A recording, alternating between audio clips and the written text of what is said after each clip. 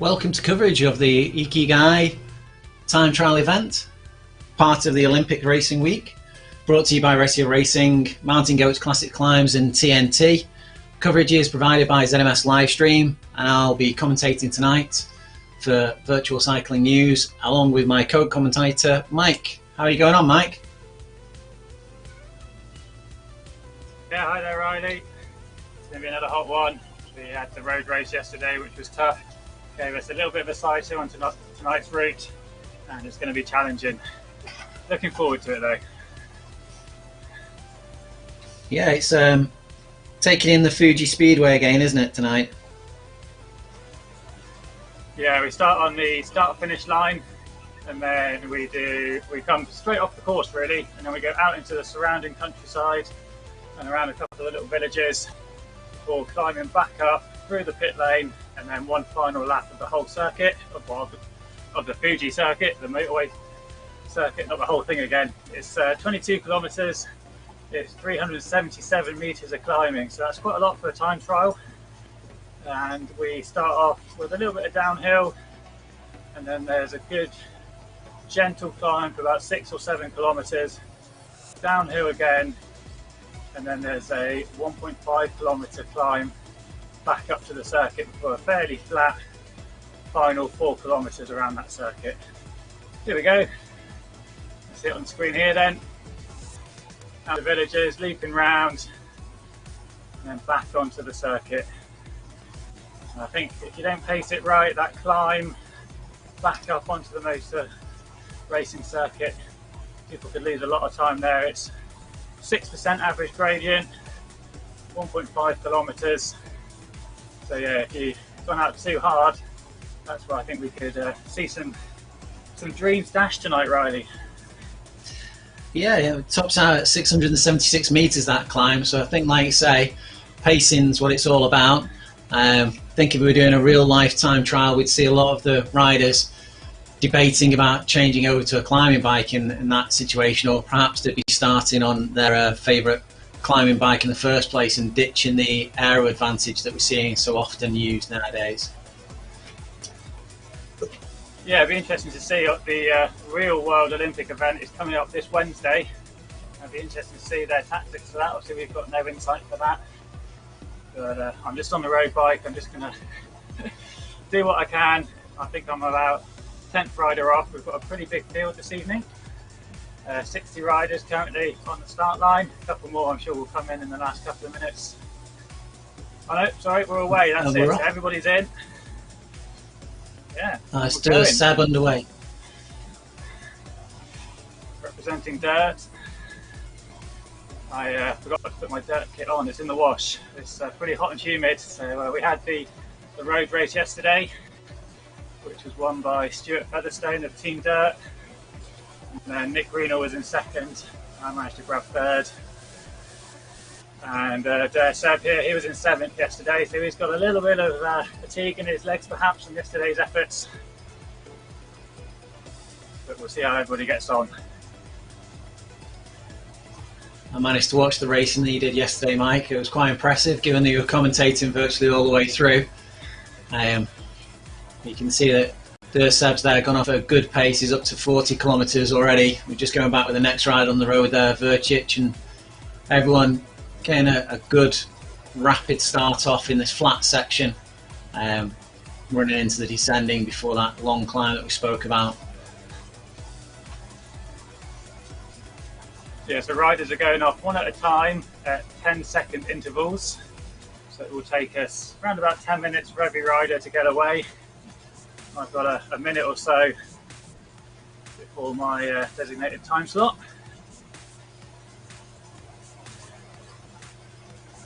Daniel Cadiz was lively in the road race yesterday. I had expected to see him in the time trial. Do you know if he rode earlier on today? I haven't seen his time. I did have a little look. This is the third time slot of the day. There was a morning 7 AM UK time one, a lunchtime slot, and we'll be bringing up the results from those a little later on. And then there is a later slot at 1 AM UK time. So yeah, a few riders have been already, set some early time markers for these guys to chase.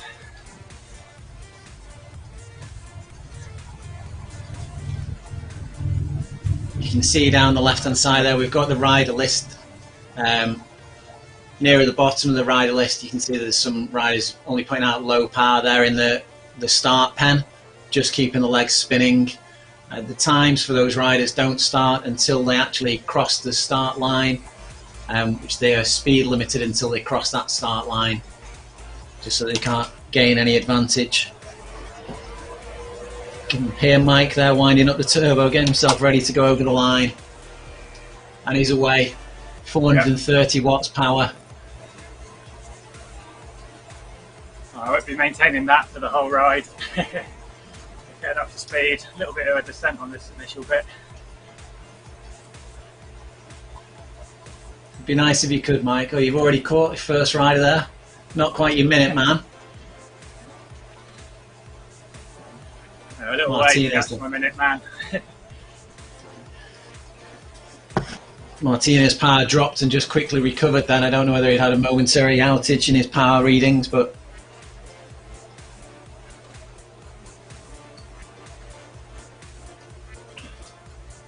might find out later on. Verhoeven here underway. See Mike there at the top of the list is still putting out 3.6, so just jumped up to nearly 5 watts per kilogram there. Yeah, just hit. There's a little bit of a bump as we exit the motor racing circuit. Sort of winds round a little bit before a bit of a descent. So I'm just getting some early power in, get these legs working. knowing that I can recover a little bit once I'm over the top of that little lump, which I now am.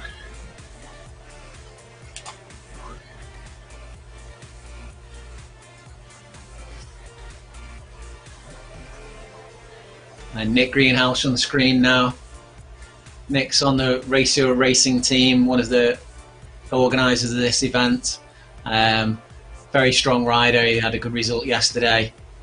Saw some quite tactical racing from him. The Rasio Racing guys have done some quite tactical racing throughout their build-up event, been racing very well together. And yesterday I noted that Nick was marking the attacks by Rob Stone and Daniel Cadiz in the road race, but he wasn't contributing whenever he caught to them. He just sat on the wheels and used the draft feature and marked them, made sure that they didn't get too far away from the pack.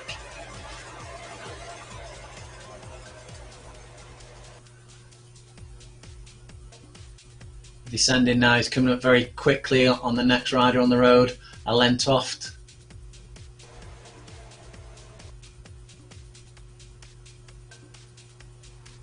Just in this descending section now, it's Nick's powers in the green and the blue areas. He's lower than his FTP there. Can be a little bit of a fool's errand putting in too much power on these descents. You've obviously naturally gravity's taking you down there, so you have to put in a lot of power to make yourself go much faster than you would do naturally with just gravity doing its own work. And Jesper Verhoeven here, he's pushing away at 282 watts there. Time trialing, it can quite often be about how much you can sustain that power. It's in road racing, having power that you can call upon to quickly accelerate and catch a break, whereas time trialing, you're against yourself, running against yourself and the clock, and quite often it'd be how much you can maintain a consistent power for, rather than having those attacks that jump on and get the draft. And time trialing in RGT, by the way, that the draft feature is turned off. So as you've seen these riders catching their minute men or their 10-second men as they are in this race, they're not benefiting from any draft advantage as they get up to them. The rider will quite often run into the wheel because that's the way the avatars are programmed to, but you won't see any drafting advantage as they get up to them. It is all their own power that's pushing them through and past. I just had a bit of a schoolboy error there. I hadn't done my water bottle up properly and given myself a little bit of a dousing with some water. Well, you were saying it was a bit warm in the garage. Yeah, luckily I've got plenty of water bottles here, so I've not wasted all of my hydration. We just saw Alan Toft then a moment ago. He'd been passed earlier by Nick Greenhouse, and he was fighting back to get up to Nick Greenhouse's wheel there. I wonder whether he's just seeing his rider go past him and he's burning too many matches there, thinking he needs to catch him early on in the game. Okay. Joris Shepard's there just being passed by Pedesek of the ECKD team. Norwegian team, very strong riders, very strong in the time trial events that have been run through MRETT, Magic Road events. And back with Felbal here.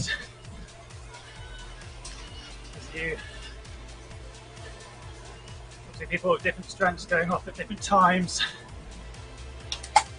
You're not quite sure, so you're gaining, you've gone too hard. It will be interesting to see how people do in the second half of this race. We're just live with Felbal at the moment here. Felbal was quite animated in last night's race, in the road race, and he went off the front quite a few times there. He suffered towards the end of the race, but he did look like he had good legs for time trialing. Yeah, he was pretty aggressive.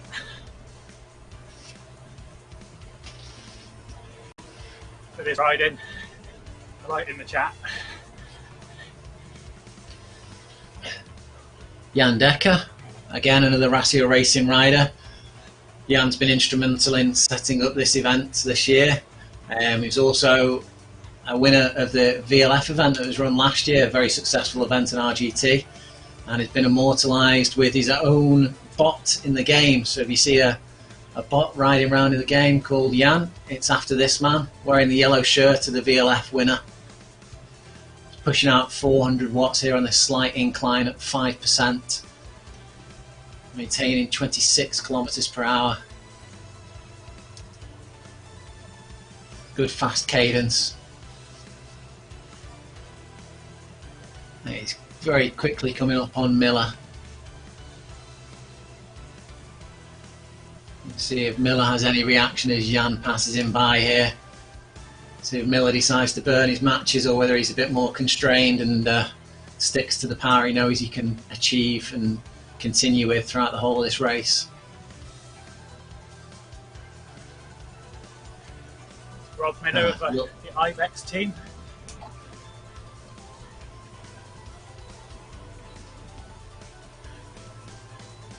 So currently we've got Troy Tomkinson is the current leader with a time of 36 minutes and 37, and Alex Rockwell coming over second, 37 minutes 20, and Jamie Nobbs at 38.21. So that time there is 36.37 that we're looking to see if these guys are going to get close to that.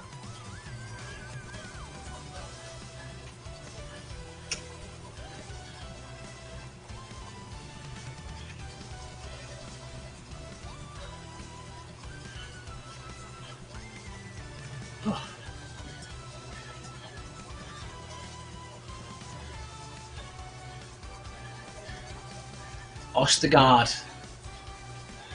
strong riding, 265 watts there. He's pushed it up to 300 watts. Riding in his red zone there, which is above his FTP. You won't expect him to be able to sustain that for the entire period of this race.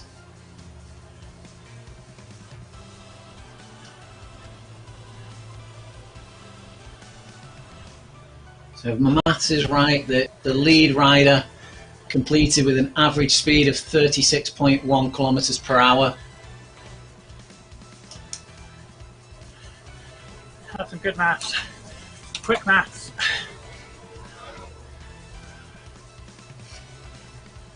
Andreas Spambauer. He's got a good speed there and fairly low heart rate for the speed that he's achieving. Just on a little descent here. Could be trying to recover a little bit here. And Brian Christensen, he's been taking part in some of the Monday night pop-up races. Just see his Minuteman there, John, by the way. One of the RGT team closing in on him.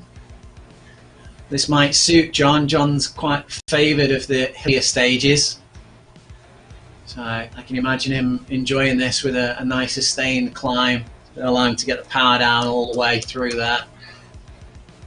Wearing the RGT Founders kit, which is quite appropriate for one of the RGT riders.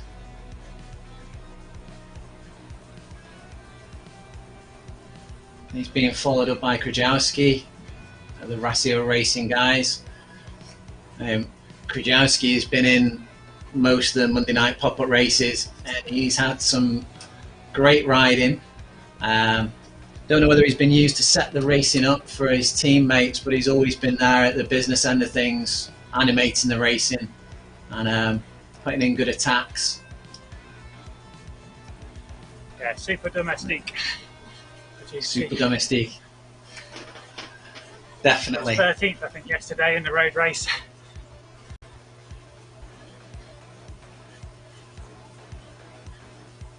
Just enjoying the breather that this descent gives him. His cadence is low there, he's just coming up that sharp right hand bend. And we'll just start to see the gradient increase now. See the power bar's gone to red as he's putting the power down. Going up to 5 watts per kilogram momentarily there. And just finding the right gear and settling down into a good rhythm as we start to hit this gradual climb. It's increasing as we go all the way to 667 meters of elevation.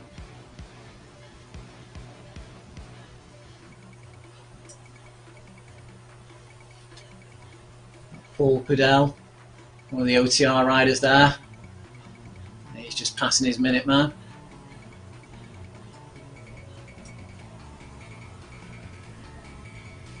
And he himself's being passed there by Nick Walker. I think it's Nick.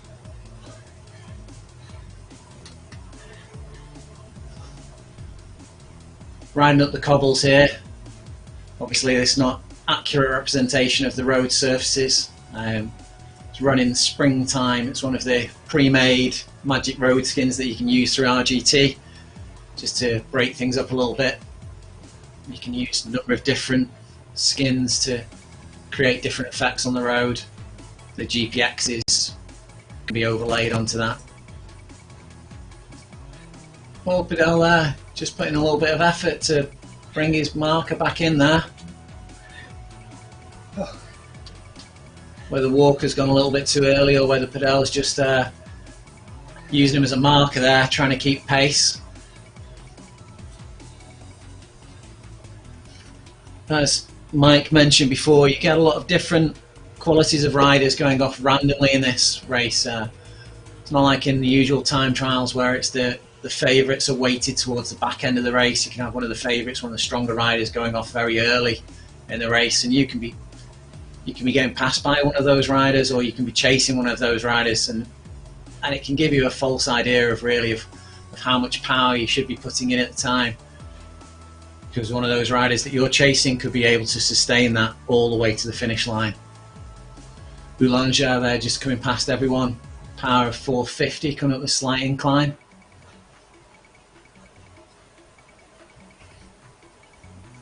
Walker and Pudell just tied together there. Not much splitting them. Back with Anderson, Norwegian. He seems to be just gradually closing in on Pudell and Boulanger there. Steady power, 320. Has got quite a high heart rate there though. Does make you wonder how long he can sustain this kind of power for.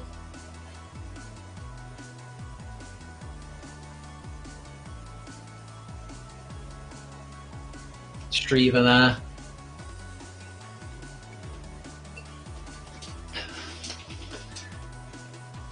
15.5 kilometre per hour average. So he's going to have to push hard to keep up with this 36 kilometre overall average that we need to get for the winning spot. 220 watts on this incline. The majority of the climbing is in the first half of this race. It was easier yesterday in the peloton.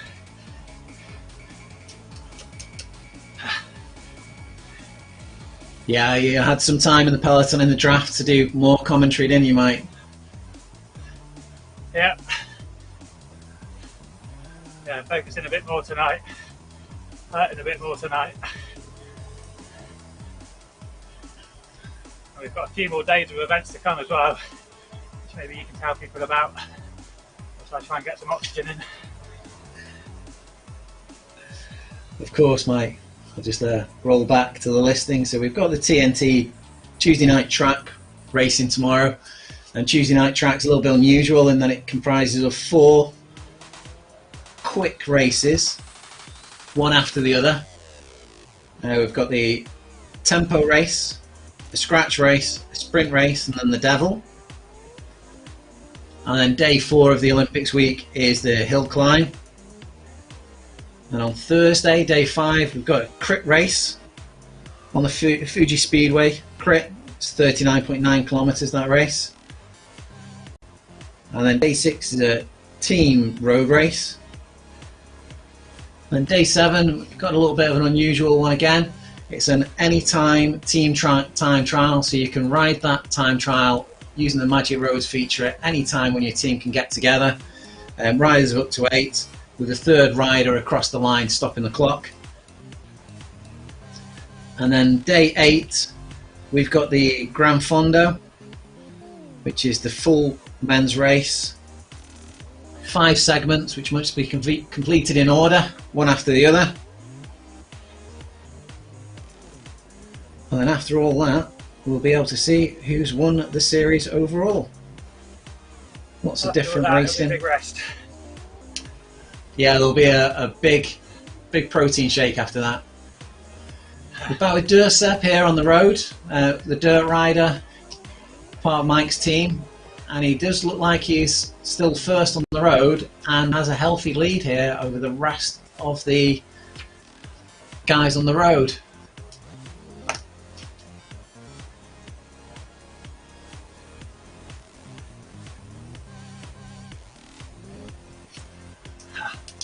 He's on his descending section there.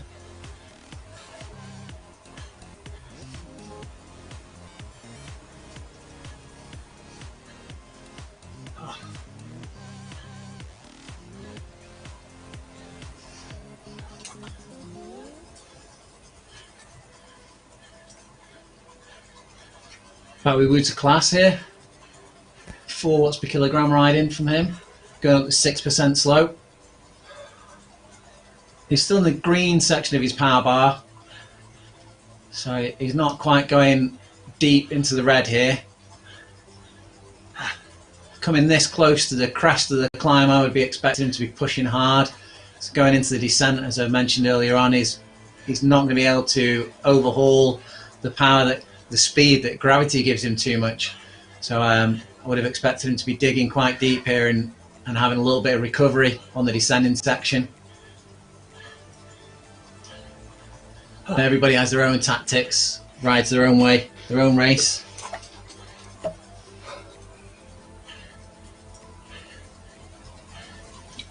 Sharp right hander and flattening out there. And just gradually Woods is there going into the descending section. Back with Henrik Simonsen here. And Henrik just again approaching that crest, just putting in a little bit of a sprint there. A little bit of a standing effort. Hederdam, Casper Hederdam there, and he's putting down the power as he's going over this crest. Power's gone red. He's on a flyer. He's pushing hard.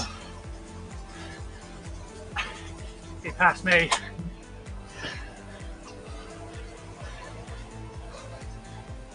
I think that's more the tactic that I'd be using there.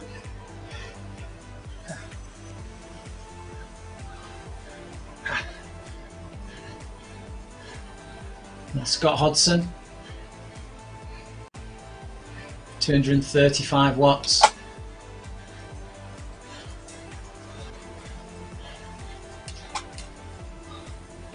Just see his speed gradually increasing there as he's flattening out and approaching the descent. Skovskar just putting an effort to get into his wheel there. I'm not entirely sure that Skovskar's aware of the drafting being removed there. He's just come past him, powered away again, breaking the elastic. 435 watts there as he's just entering the descent proper. Whoa.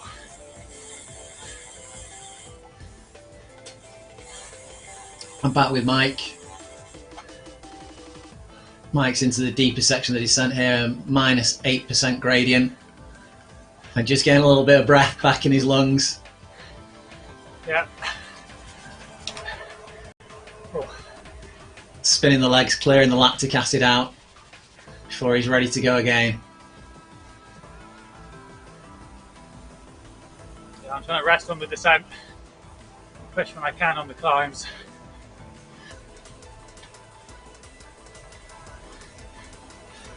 Any viewers that are watching, the power is shown in the top left hand corner of the screen, and it's also on our display down at the bottom. When you see it in the top left hand corner of the screen and you see it going red, that's generally because the rider is going around a sharp corner, and RGT applies auto braking. Not every platform does that.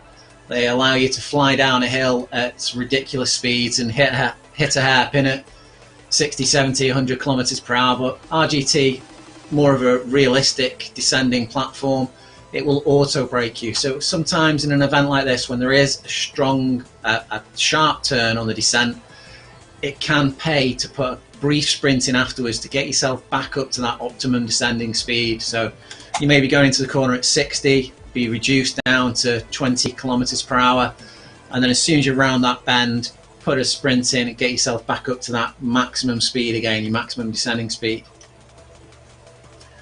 Back with Nick Greenhalgh, 325 watts per kilogram, strong rider for the Rasio Racing team, and he's just coming up on Brask. It's looking like he's going to pass him quite easily here, closing the gap quite quickly. Brask is a little bit steadier there. He's in his green, which is a tempo riding. One would expect to be able to maintain that for a full hour.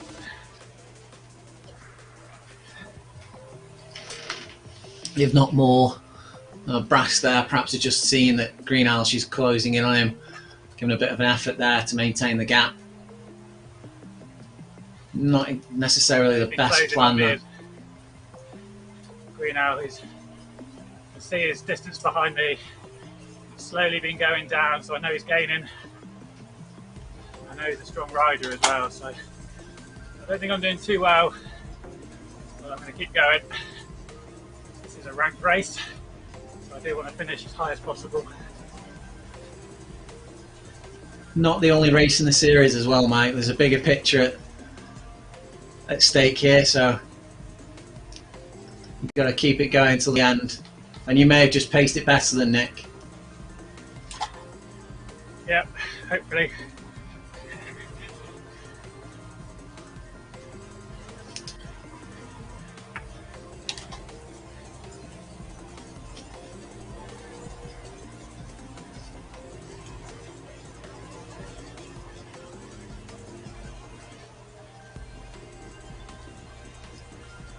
So looking at Nick's average speed there, I've got him down at about 35.7 so far, so he's a little bit off pace for the top spot on the podium there, but he's not too far away.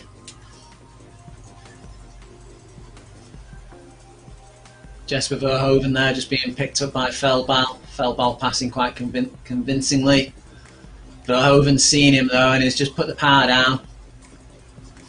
Again, sometimes this can be a little bit deceiving because you have a more powerful rider who's perhaps just better at riding on time trial, and they can lead you to put in efforts when you shouldn't really. You should stay at your steady power that you can maintain all the way to the finish line. But Feldbal is still putting in some power going down the descent here. So minus 3.8, and he is conscious of his time. He wants to put in a good performance here. I can see that for definite. He was a strong rider in yesterday's race, going off the front quite a few times. Speed just topping out at 66 kilometers per hour there. Jorg Raldan here coming through.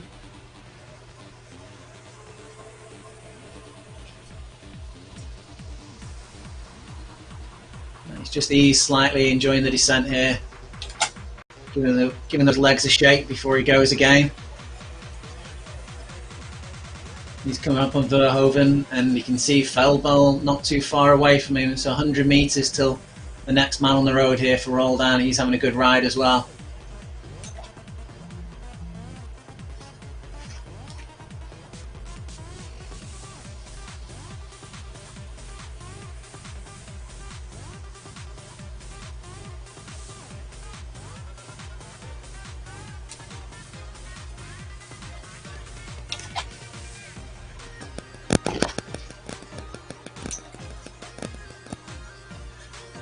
Verhoeven just coming past Roldan there again, but I don't think he'll sustain that. He's just, like you said, I think he's being misled by the riders coming past him and thinking that he's perhaps going to be able to stick with them. Feldbal and Roldan there, very strong riders. Roldan just settling into the rhythm again. We're starting to go slightly uphill again here.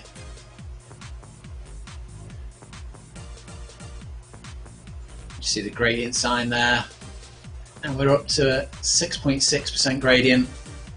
And it's looking like Roldan is going to reel in Feldball here.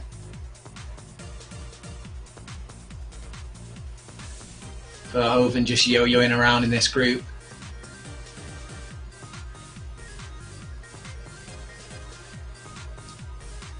Plus 9% on the gradient there.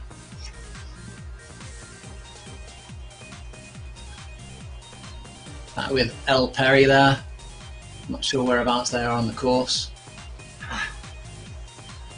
8.7 kilometers in. 183 watts. Good high cadence. You can see their power bar is in the orange, just touching on the red there. No. Chasing light. It looks like they might be closing in on light there.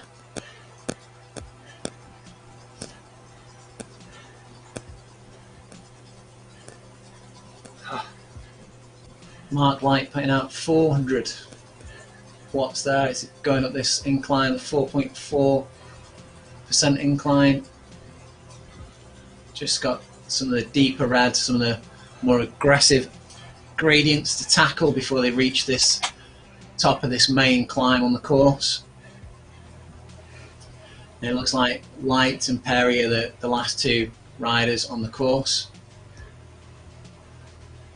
Martinez there, 200 watts. 230 meters clear of Light, the next rider behind them on the road. Quite a steady heart rate of 140 there. You see the power bar that they are putting in, quite a good effort there compared to their FTP. Felipe Mora, T. Pereira and F. Dam there, all close together battling it out. They were set off with 10-second gaps there, so one of them's caught the others. Collins battling the steeper slopes, 9.8% there, just tipping over 10% as we're coming up to the levelling off of the highest point on the course. Seb there, back at the front of the course. He's hitting speeds of 42 kilometers per hour on this slightly inclined section. Just a very false flat section there. A bit further down the course, got Wouterklees and Vercic there.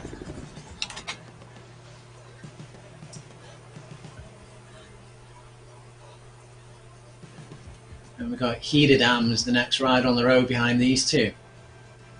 He's having a flying race, Hederdam. I don't think he's going to catch these two guys. Wouter here is putting out 320 watts. And Vercic, Joris Vercic there, 220 watts. Wouter just pulling away slightly on this flatter section.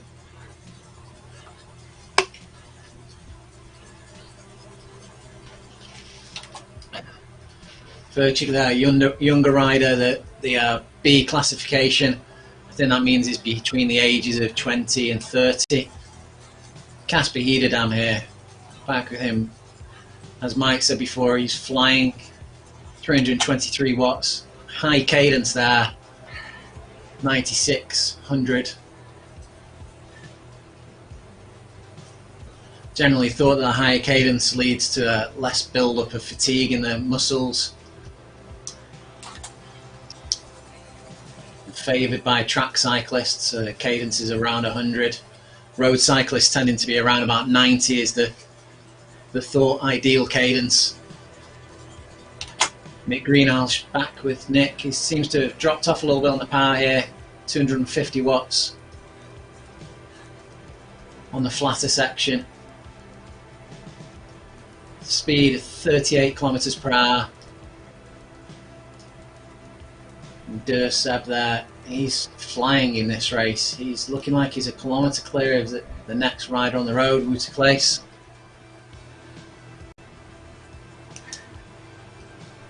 He's not too far off finishing here.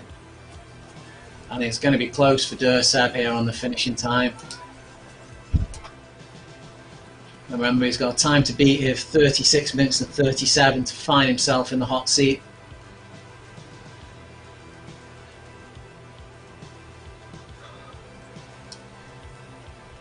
And we worked the average out, we were looking at around about 36.3 for the average speed, so look for him to be topping that on these flatter sections. Power of 303 watts there. Got an average watts per kilogram for the man in the hot seat at the moment, Troy Tomkinson, of 4.3 watts per kilogram. But the watts per kilogram, not telling the full story there, because different riders of different weights will cope with the climbing section of this a little differently.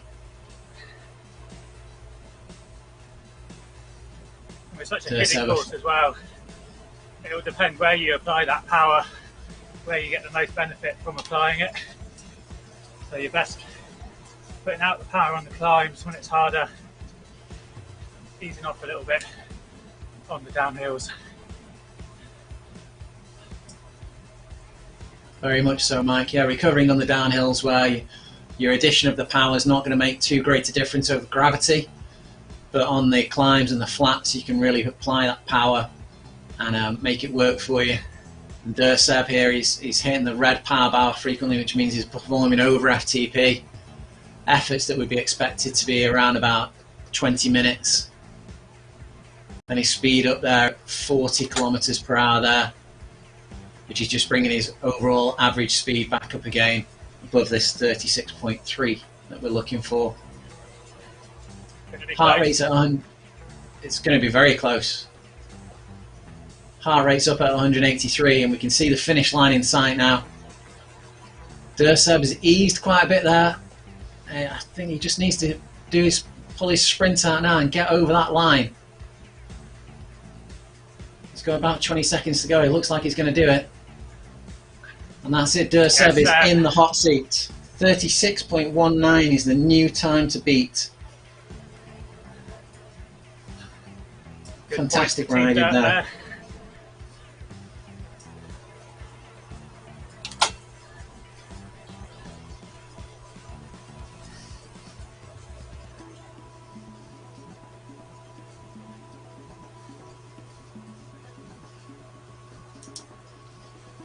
Close, the next guy on the road here. He's on the flatter section. Slight incline, so probably be described as a false flat. It's plus 1.4 degrees there.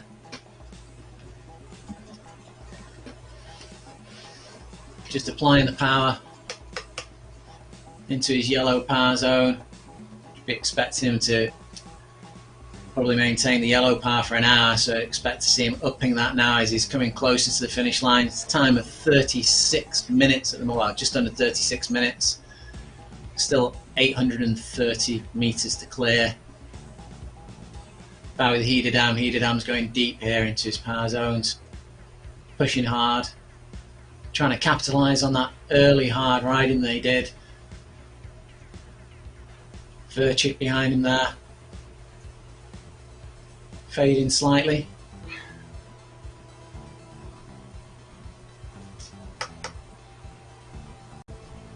Verchik's on about 4 watts per kilogram there. About to place with only 400 meters left to go.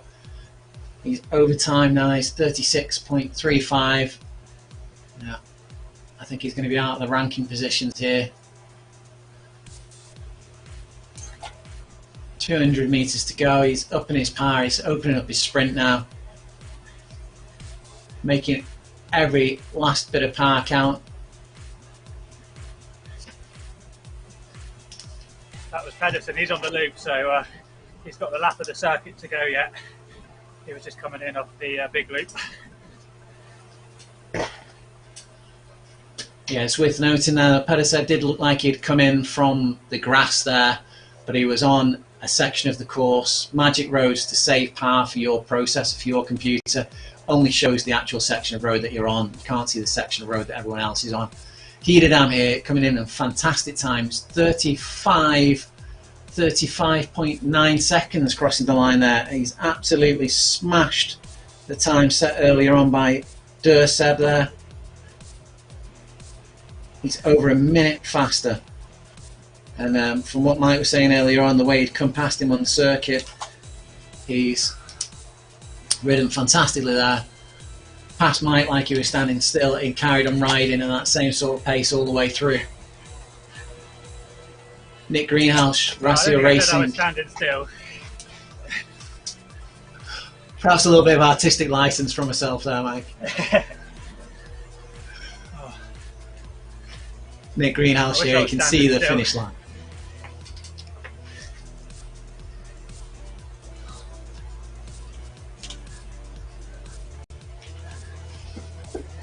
...130 metres, well, sorry, 40 metres, and he's crossed the line 36.16.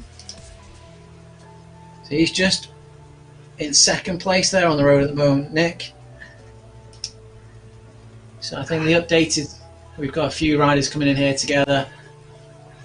We've got Verchik, sorry, Silvestri, Skovskar there, and I think it was Page crossed before them, and possibly Boulanger in front of them as well. Feldball coming in 36.15, 36.16. He's tied, I think, for second place at the moment, but nobody's deposing Hiederdam from that hot seat just yet. Right. Mike List has just rolled over. That was John, by the way.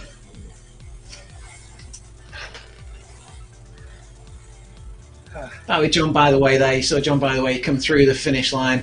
That's the course overlap there that we just saw again. They're riding through to come around the course and to finish properly on that start-finish straight.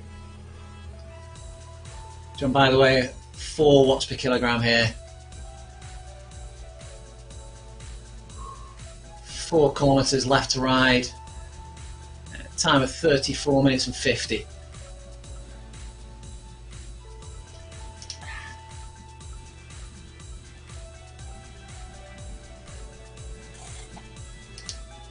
Oh yeah, that was hard riding.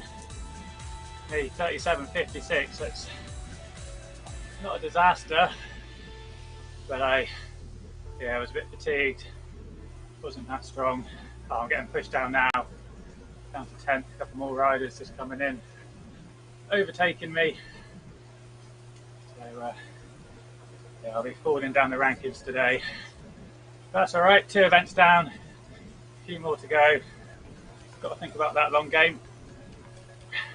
Tomorrow's Omnium event is always a tough one with those back-to-back short, sharp efforts as well.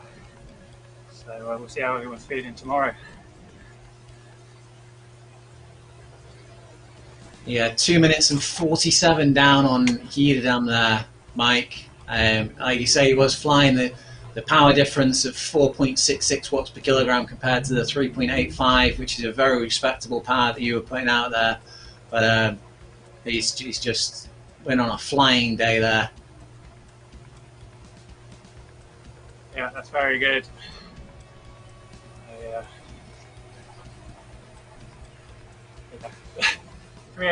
3.85, not too bad, but yeah, hard to pace with those climbs as well.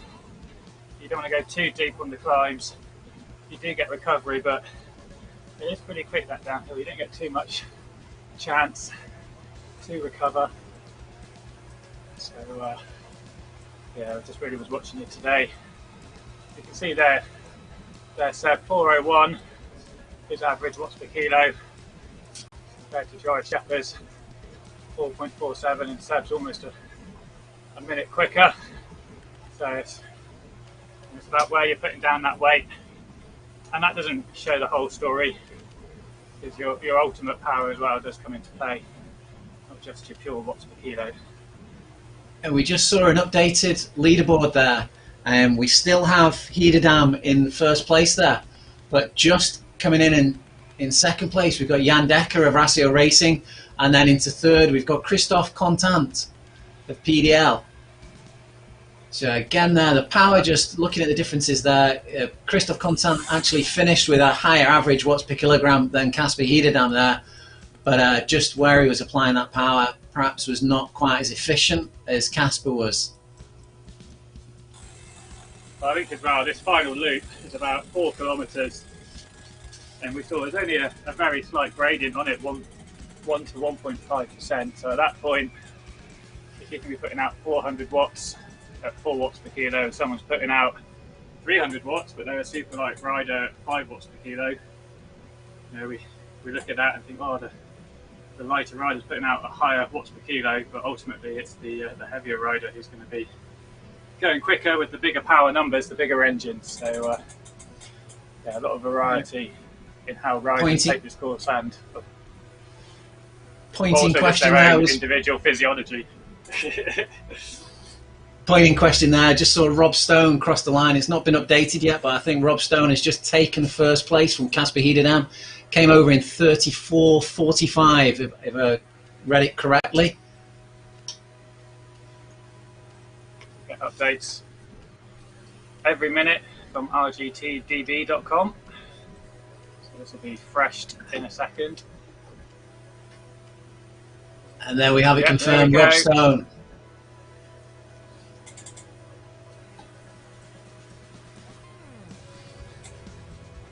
Time of 34.56, just pushes Casper Hiederdam down into second place there, and Jan Dekker now in third place. Rob Stone sitting in the hot seat now for a little while until the rest of the riders come over. I'm looking down the rider list. I'm not entirely sure there is anybody else in this rider list left riding that will challenge that time, but only time will tell. I did a little poll on the YouTube channel, and I asked who is the favourite for today's race.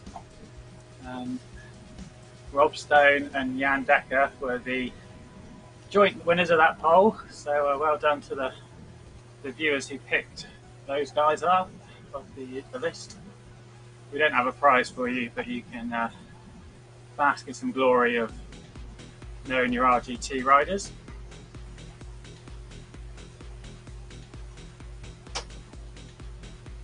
Austin Guy just coming up to the finish line here. Time of 40 minutes and 44. Some great power on show there. Just emptying the tanks for the finish line.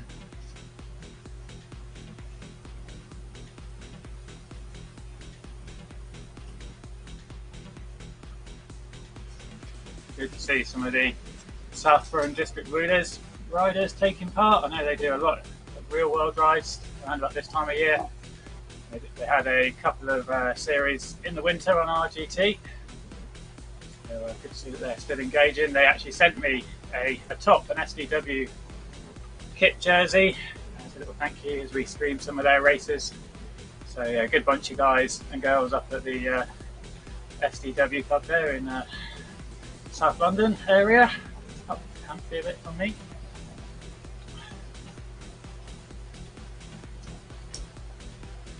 Paul Padell coming over there with a 300 watt effort to finish out his time trial. Going in a time of just over 40 minutes. Brian Christensen there coming over again, just over 40 minutes, 40 minutes 44.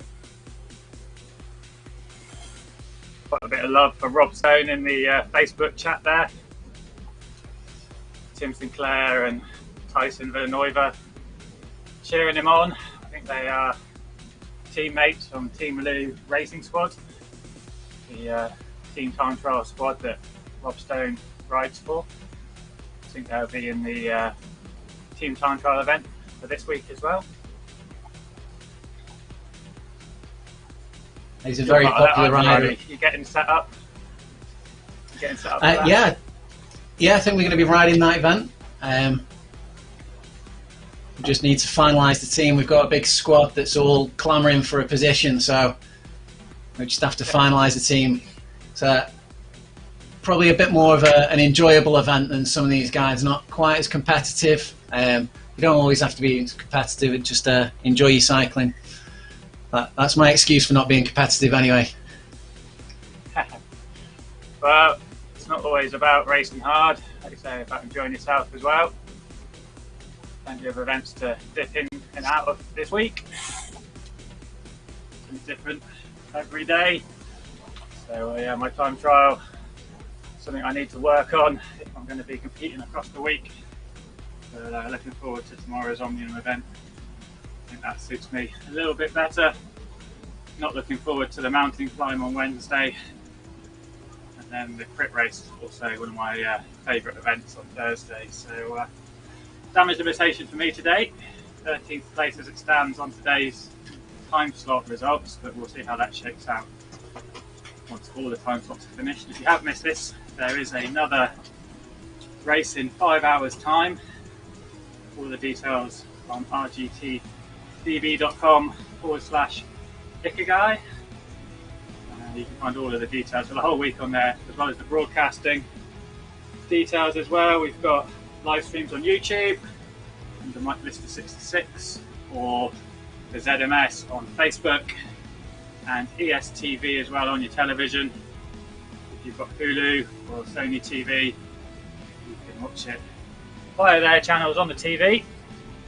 And please do engage. We've had quite a lot of comments today from Tim and Tyson, Antoine as well, all in the chat. So thanks a lot, guys, for throwing some comments our way. Please give the streams a like and follow the channel, subscribe as well. It all really helps. It helps us bring you what hopefully I think you guys would agree is some good quality coverage. Not sure about the commentary team. We try and do what we can, don't we, Riley? We try and keep it entertaining. But top level production here from ZMS with all the live results and the different camera angles. So we'll keep bringing you this through the autumn and into the winter. We've got lots of good events lined up. So yeah, we'll be featuring you on your telly soon.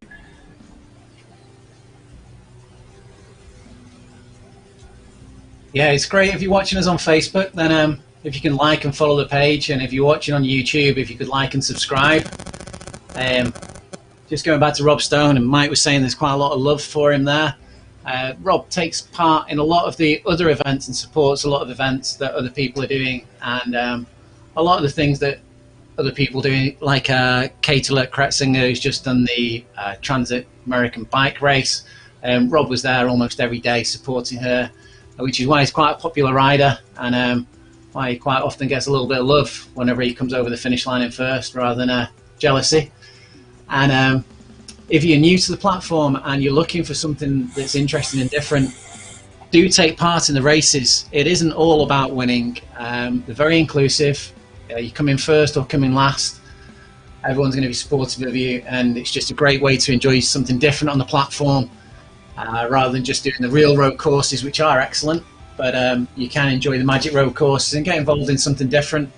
There's quite a lot of activity on the user group on Facebook, which is RGT Users on Facebook, where you can get involved, see all the different events, and find out information on basically anything on the platform.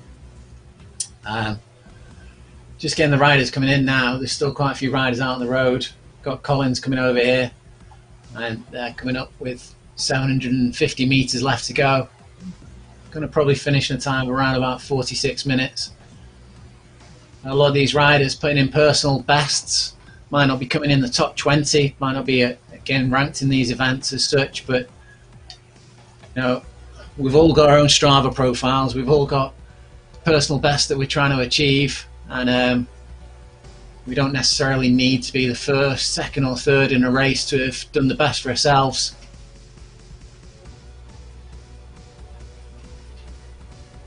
RGT can be linked to Strava profile. Yeah, you can get all your stats, and yeah, Race the Truth today. So of course these courses are available. You can download them and set up a race anytime you like. So some of these riders might want to come back in 3 months' time, give themselves another go on this course, check out their training and their progress. So that's a great thing. Another great thing, I keep banging on about great things, there's a lot of them on RGT where you can set up your own event anytime if you're a premium subscriber. So I'm not sure I fancy this course again. It's a pretty tough one. So I did 2 laps of this yesterday. I'll wave goodbye to it for a little while, I think. Well, you've got to see if you can improve on that time that you've set today, Mike. So you've got to come back after you've got some proper training in the legs. Maybe come back a bit fresher, having not done a intense road race the day before. Herrera there, just emptying the tank. Perhaps emptied it a little bit too soon and burned himself out, coming over at 1.5 watts per kilogram after he was just cranking out 7+. Well, I guess it's speed up to cruise into the line. No point rushing through the line at 70 miles an hour and then slamming on the brakes because you're finished. And that's Felipe Mora there, coming in a great time. Pretty sure he's age category G, which is putting him at 70 years of age. Fantastic riding for someone of that age. Yeah, I think it just has 70 after his name on the rider list, so indication there of his age. The great thing about indoor riding, on whatever platform you want to ride on, you know, you can get on it any time. It's safe. You don't have to worry about the weather, and caters for all ages, or cycling generally. You know, you can ride at any age, so a very accessible sport, and great that everyone here of a wide range of ages and abilities all competing together, as well as competing against themselves. Great stuff. Yeah, like you mentioned there, Mike, there isn't that kind of ride 20 miles away from home, think you've overdone it, and then have to force yourself to ride all the way back. If you do find that you've overdone it a little bit on your indoor trainer, it's not often too far to make it to a nice comfortable chair and a cold beverage.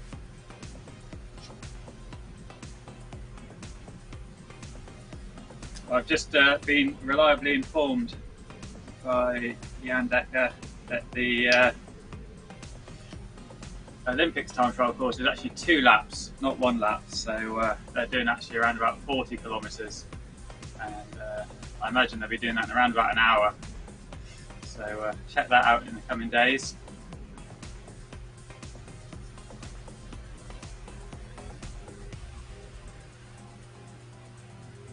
Must be a fantastic pace to be riding that. And you have a favourite for the course? Do you who's going to win it in real life, do you think, Mike?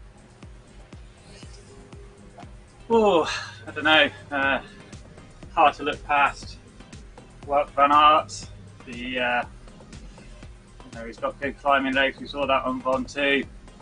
Did well in the road race on Sunday, and then the Tour de France stage 20 as well. That was a fairly undulating course. We just had that course on the Magic Roads Events TT for the last week's time trial. So I know you rode that, didn't you? And that was quite undulating. So this course might suit him, and then maybe might suit one of the lighter riders who are able to power up these hills a little bit quicker. So yeah, could be an open one, but yeah, hard to look past Wout van Aert, I think. We're just seeing Dam come through here in time of 51 minutes and 16, just powered it up for the last little section there, and Light coming through in time of 48 minutes, just 2 minutes faster there. We've still got Perry and Martinez back out on the road there. Perry can see the finish line in sight, only 830 metres left to go. They're winding it up a little bit now. It's quite brutal, this last little bit. It's such a long, straight drag, kilometre. You can see the finish line in the distance. It takes an age to get towards you. But, yeah, you just got to keep digging deep for the last 1,000 metres.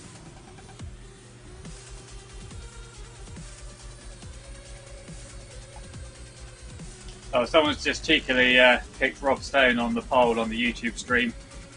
So I should have ended that poll when Rob crossed the line, I think. But not sure they're going to get a prize for that late vote. prize of cheekiness. Unfortunately, I can't see who is voting, so yeah, Rob Stone with the most number of votes now, thanks for that one. We're going to be back again tomorrow at around about 6:55 UK time, just ahead of the Omnium event. We'll be bringing you that event live. It'll be about an hour and a half in total. So please do join us again tomorrow and Wednesday at the same time and Thursday at the same time. So covering every day this week. Plenty of action for you. And the individual competitions, team competitions, there's a lot going on every day. So yeah, please come and join us, keep us company.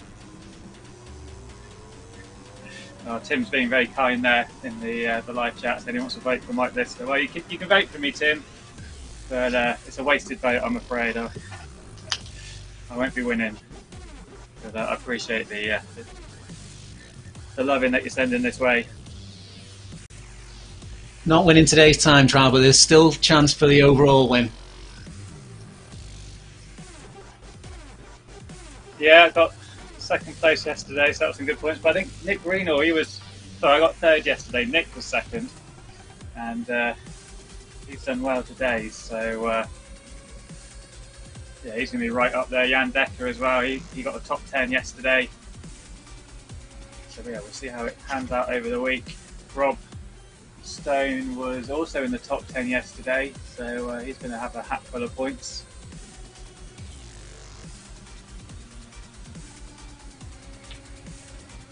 Yeah,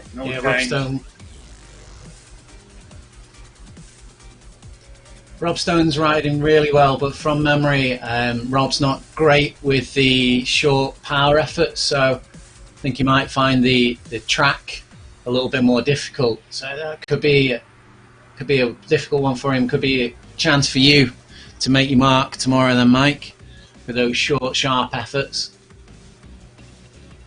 Yeah, need to get some good recovery in. Get the protein shake, probably a protein cookie as well.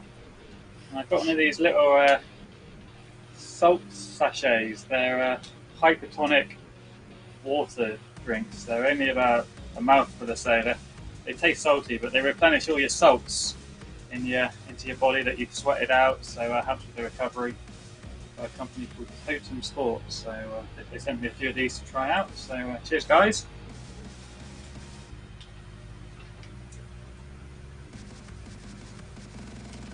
So yeah, just if you navigate over to the Facebook and go to the ZMS live stream, you can like and follow ZMS live stream, and you'll be updated if any streams that we've got. But also from that page, there is the live video link section where you can go back and you can check out the results and the racing from yesterday, and also some of the events that we've covered in the past. Some of the Monday events that have just been happening recently have been really interesting. Some really good team tactics by Rasio Racing, who have brought those tactics into this series and are trying really hard to win it overall, with Jan Decker, Nick Greenhalgh and Andrzej Kujawski all being placed pretty highly in the rankings there, and Joyce Shepherd's also bouncing into the top 10. Very strong team showing from them.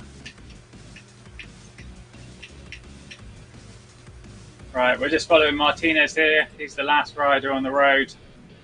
He's still got about 4 minutes of riding, so I'm sure he's going to finish. But we're going to wrap up.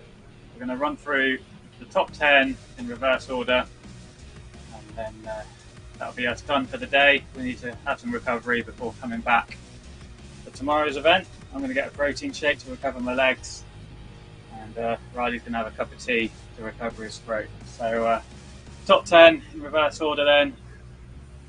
10th place, Joyce Shepherd's, 37.16. Walter Kleiss in 9th place there, 37 minutes and 2 seconds. Andrzej Kujawski from Rasio Racing in 8th place, 36 minutes 43. Their Seb, Team Dirt, 36 minutes 19. He was our first rider out, first across the line. Yeah, had no one to chase down, so good effort from him. Nick Greenall there from Rasio Racing, one of 4 Rasio Racing riders in the top 10, just 3 seconds ahead of their Seb. Rasmus Falgor then in 5th place. Look how close that was. He was just 0.4 of a second ahead of Nick there. Christoph Contant from the Pedalers team in 4th place. Jan Decker taking the bronze medal, the best placed Rasio Racing rider. Casper Heiderdam, he was absolutely flying through the field. You saw him overtaking riders 35 minutes and 8, and he about 45 seconds ahead of Jan Decker, taking the silver medal. But Rob Stone, fantastic ride from him, taking the gold, 34 minutes 56 seconds, the only rider under 35 minutes, a minute ahead of 4th place. Just shows how dominant that performance was. So well done to everyone. The full results will be on rgtdb.com. Team GC will also be on our Discord. If you're following on my YouTube, then check out the event description, because that does have a link to the Discord channel. Lots of chat on there, covers all the different races. Just a final mention to Trumpton. Thanks for following us on YouTube. And that's me done for today. I'm off to recover, and I'll give you 30 seconds to wrap up, Riley, and then you can go have a cup of tea. Thanks a lot, everyone. Catch you all again soon. Well, it's been some fantastic racing. Just my hat's off to Mike, who's able to do the racing and commentate. I have no doubt he'd be further up the rankings if he wasn't chatting so much, trying to fill in for me when I'm going quiet.